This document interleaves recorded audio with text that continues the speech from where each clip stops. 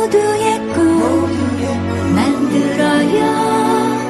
여기 국민 TV.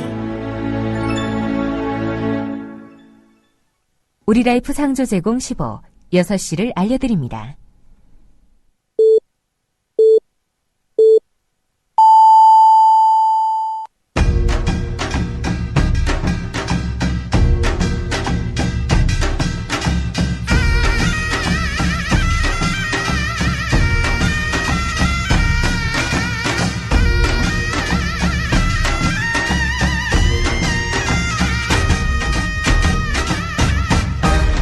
애청자 여러분 안녕하십니까. 벌써 한 주간의 업무일로는 마지막 날입니다.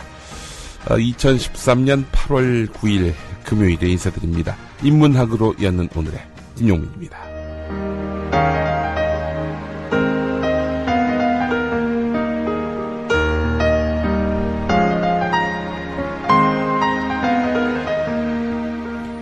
(1789년) 프랑스 대혁명이 있었던 때죠. 자, 이 프랑스 대혁명이 그로부터 10년, 1799년에 완수가 되는데요. 베토벤은 독재에 항거하는 민중들의 자유주의 정신에 큰 공감을 갖고 있었고, 당시 많은 오페라가 즐겨 다루던 통속적인 주제 대신에 당시의 프랑스 혁명으로 상징되는 자유, 평등, 박애주의의 메시지를 담을 수 있는 오페라는 왜 없을까? 이런 고민을 했습니다.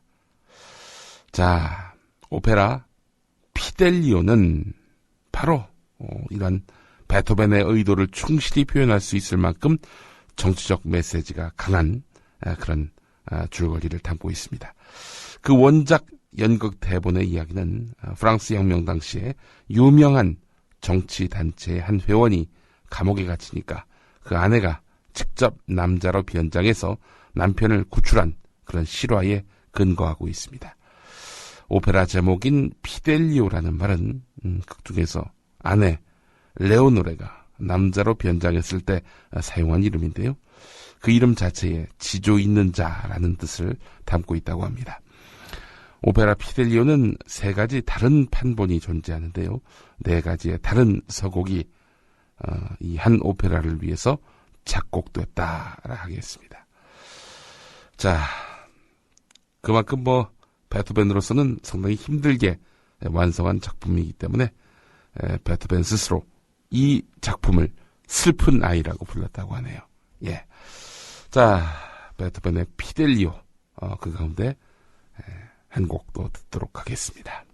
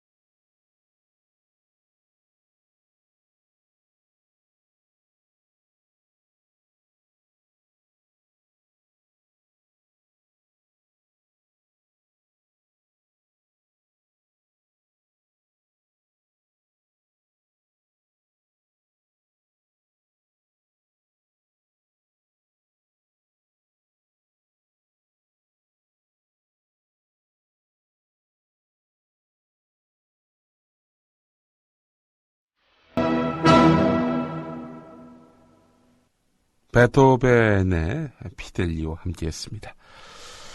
인문학으로 여는 오늘 함께하고 계십니다. 8월 9일이네요. 8월이 한 3분의 1 지난 셈이 됐습니다. 휴가철의 그 중심이기 때문에 또 무더운 날씨가 계속 이어지고 있습니다. 어제 같은 경우는 사상 최고의 최저 기온이다. 그러니까 이제 말이 좀 어폐가 있는 것 같지만 잘 들어보면 이해가 되실 겁니다. 항상 하루를 보면은 최저 기온이 있고 최고 기온이 있잖아요. 이 최저 기온 기록 중에서 가장 높은 최저 기온이었다는 겁니다. 강릉이 30.9도인가요? 그랬다고 하고요. 하여간 이런 날에는 이 원기를 잃지 않으셔야 합니다. 힘을 내시기 바라겠습니다. 그래도 밤에 충분한 잠을 자면 원기를 지킬 수 있을 텐데, 이 밤에 또 열대야로 여러분을 또 괴롭히고 있으니 말이죠. 너무나 고생이 많으십니다. 8월 9일, 우리가 1970년대로 한번 가봐야 할 것 같습니다. 공순이, 공장의 공에다가 여성성을 상징하는 순이, 이걸 갖다 붙인 말이죠. 1970년대 공장에서 일하던 우리 누이들은 공순이로 불렸습니다.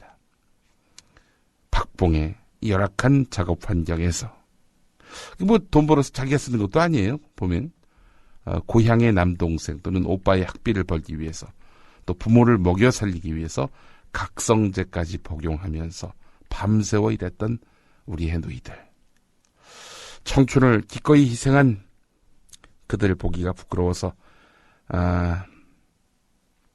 가슴 아픔을 애써 외면하기 위해서 일부러 공순이 그렇게 불렀는지 모르겠습니다.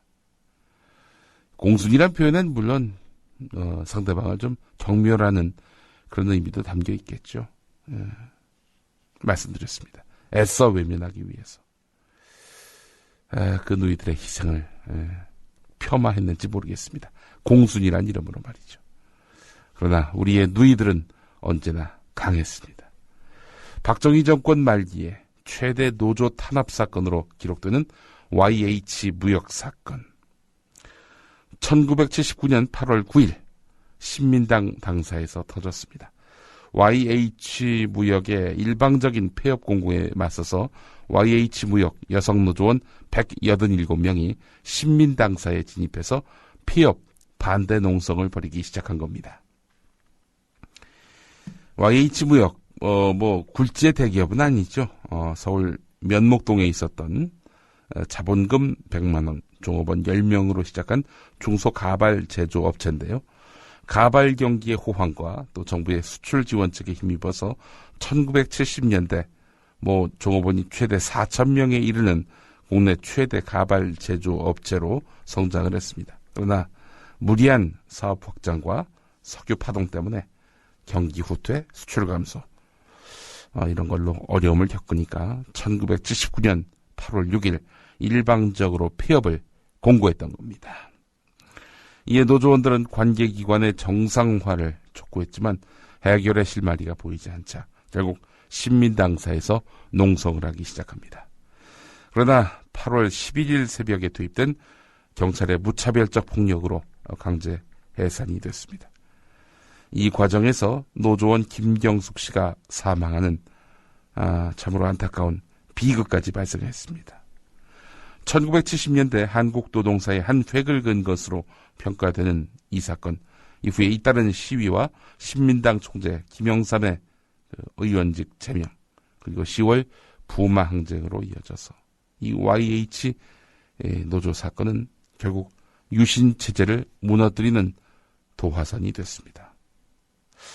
이게 참 나비 효과가 대단하죠. YH 무역 사건, 그것이 바로 1979년 오늘 있었습니다. 1979년 8월 6일에 있었는데 유신 체제를 무너뜨렸다. 그로부터 10달하고도 20일이 더 지난 시점이군요. 10달이 뭡니까? 2달하고도 20일이 더 지난 시점에 유신 체제는 무너지게 됩니다. 참 뭐랄까요? 이 여공들이 역사를 만들었네요. 뜻한 바는 아니었지만 이들의 숭고한 싸움을 다시 한번 우리가 기려보게 됩니다. 거북이가 부른, 원래는 노래를 찾는 사람들이 불렀던 사계, 이 사계를 거북이가 한번 또 리메이크를 했었죠. 거북이의 노래로 듣겠습니다.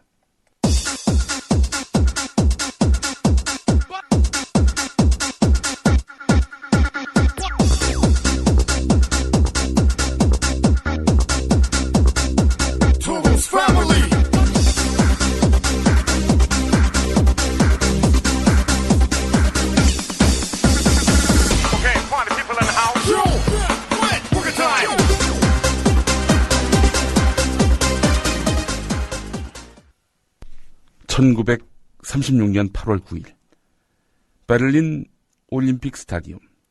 관중석을 가득 메운 독일인들은 게르만의 후에 누군가가 가장 먼저 스타디움 안으로 들어와서 결승점에 들어서기를 기대하고 있었습니다. 광적인 나치즘에 사로잡힌 사람들로서는 당연한 기대였겠죠. 자, 그러나 올림픽의 꽃, 마라톤의 결승점을 향해 가장 먼저 모습을 보인 것은 게르만의 후예가 아니라 바로 깡마른 체구에 감정이 없는 듯한 무표정의 마라토너, 바로 대한의 건각 손기정이었습니다. 스타디움 안으로 들어온 손기정은 트랙을 한 바퀴 더 돌면서 42.195km 레이스에 종지부를 찍었습니다. 기록은 2시간 29분 19초 2, 세계 신기록이었습니다. 당시 인간이 넘을 수 없다는 마의 2시간 30분대의 벽을 허문 대기록이었습니다. 하지만 결승점을 통과한 손기정의 얼굴은 어두웠습니다. 누구나 하는 우승 세레머니도 없고 누구를 향해 손을 흔들지도 않았습니다. 그저 달리는 동안 자신의 발을 옥죄고 있던 운동화를 벗고는 고개를 숙인 채 스타디움을 떠났습니다. 시상대에서도 그랬습니다. 자랑스러운 월계관을 쓰고서도 그는 죄인인 양 고개를 들지 못했습니다. 손기정의 뒤를 따라 3위로 동메달을 딴 남승용도 마찬가지였습니다. 일본 국가인 기미가요가 울려 퍼지는 가운데 손기정은 자신의 가슴에 새겨진 일장기를 월계수로 가리기까지 했습니다. 자신이 고통스럽게 얻은 영광이 조국의 것이 아니라 조국을 침탈한 일본의 것이 되는 데 대한 침묵의 항변이면서 처절한 거부의 몸짓이었습니다. 당시 손기정은 시상대에서 아리랑을 속으로 삼켰을 것이고 눈으로는 땅바닥에 태극기를 그리고 또 그렸을 것입니다. 자, 오늘은 바로 손기정 선수가 우리나라 사람으로서는 최초의 금메달을 딴 그런 날이기도 하면서 일제강점기 참으로 암울했던 시기에 국가와 민족을 생각하게 한 그런 날이었습니다.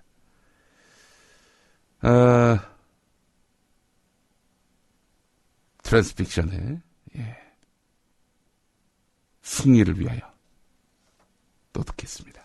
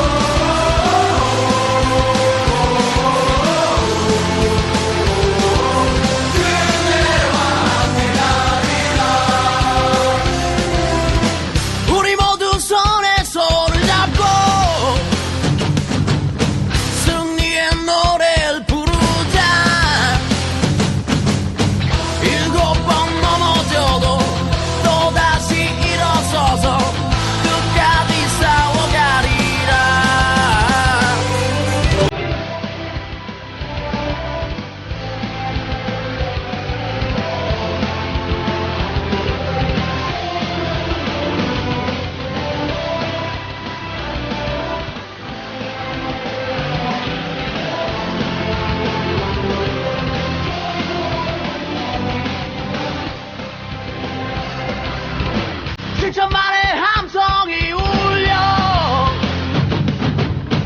승리의 깃발을 꽂자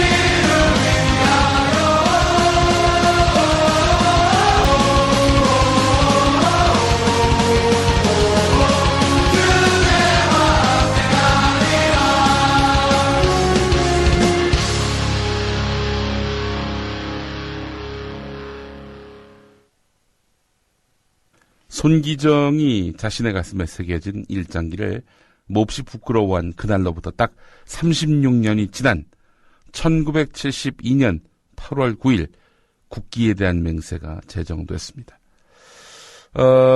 이 맹세문은 1968년 충청남도 교육위원회가 자발적으로 만들어서 보급한 것이 시초였는데요. 당시 문교부가 1972년 8월 9일부터 전국의 각급 학교에서 시행하도록 했습니다. 또 1980년에는 국무총리 지시로 국기에 대한 경례 때 국기에 대한 맹세를 병행 실시하기로 했고 1984년 2월에는 대한민국 국기에 관한 규정을 대통령령으로 정할 정도로 강화되었습니다. 그러나 이 규정은 시대 변화에 따라서 1996년에 개정돼서 국기 강화식을 비롯한 각종 행사에서 국기에 대한 경례 중 애국가를 연주할 경우 맹세문 낭독은 생략하기로 했습니다. 사실 미국 공립학교 학생들도 매일 그 수업 전에 나는 미 합중국 국기와 그것이 상징하는 국가에 대한 충성을 맹세합니다. 우리는 하느님 아래의 하나의 나라며 나누어질 수 없습니다. 우리나라는 모든 일을 위한 자유의 또 정의의 나라입니다. 한 침례교 목사가 1892년에 만들어서 또 이것이 1942년 법률로 승인이 됐는데 나중에 그 하느님 아래라는 그 구절은 없었지만은 1954년에 아이젠하워 대통령의 요청으로 의회 결의에 따라서 삽입됐습니다. 그런데 2002년 6월에 샌프란시스코에 있는 제9순회 항소법원은 이 충성 맹세 가운데 하느님 아래라는 구절이 들어있는 점을 문제 삼아서 그것 때문에 위헌이다 이렇게 또 판결을 했다고 하는군요. 자, 국기에 대한 맹세 사실 국가에 대한 어떤 충성심을 높여주는 국민 단결을 도모하는 데 도움이 된다 이렇게 보는 시각도 있습니다만은 비판적 시각도 만만치 않습니다. 1972년 8월 9일에 제정됐다고 말씀드리지 않았습니까? 10월 유신을 앞둔 상황이었습니다. 당시 정권이 애국주의 물결로 국민을 통치하기 위해서 만든 것이 분명합니다. 아이들을 미래의 국가주의 병사로 만들던 시기에 제정된 역사의 부산물이라는 비판도 피할 길이 없습니다. 국가에 대해서 존엄하게 여기고 또 자긍심을 갖는 거, 뭐가 문제겠습니까? 그러나 이것이 하나의 주의가 되고 또 사상이 되고 신념이 된다면, 그렇게 해서 다른 나라에 대해서 배타적 감정을 갖게 된다면 이게 참 무서운 거죠. 전쟁은 거기서부터 출발하게 되는 것입니다. 네, 인문학으로 여는 오늘은 이제 2013년 8월 둘째 주에 이제 마지막 방송이 되는데 내일 거국적인 또 집회가 예정돼 있습니다. 오늘도 집회가 예정돼 있습니다. 우선 5시 반 전라북도 전주의 경기전 앞에서 촛불 집회가 있고요. 6시 반에는 경상남도 창원시 정우상가 앞에서, 그리고 저녁 7시에는 광주 금남로 또 청주의 성안길 입구 차 없는 거리에서 오늘 이렇게 집회가 있고요. 내일은 오후 5시 대전역 서광장에서 있습니다. 대전에 계신 분들 잊지 마십시오. 5시입니다. 대전역 서광장. 그리고 6시는 대구광역시 동성로 CGV 한일극장 앞 아시죠? 여기입니다. 항상 집회가 열리던 곳이고, 저녁 7시 부산 서면 주디스테와 그리고 울산 대공원 동문 앞 여기서도 집회가 있습니다. 자, 그리고 서울은 저녁 7시 서울시 정합 광장입니다. 여러분 잊지 마시고 많은 참여 바라겠습니다. 인문학으로 여는 오늘 이번 주 순서 마치겠습니다. 고맙습니다. 국민TV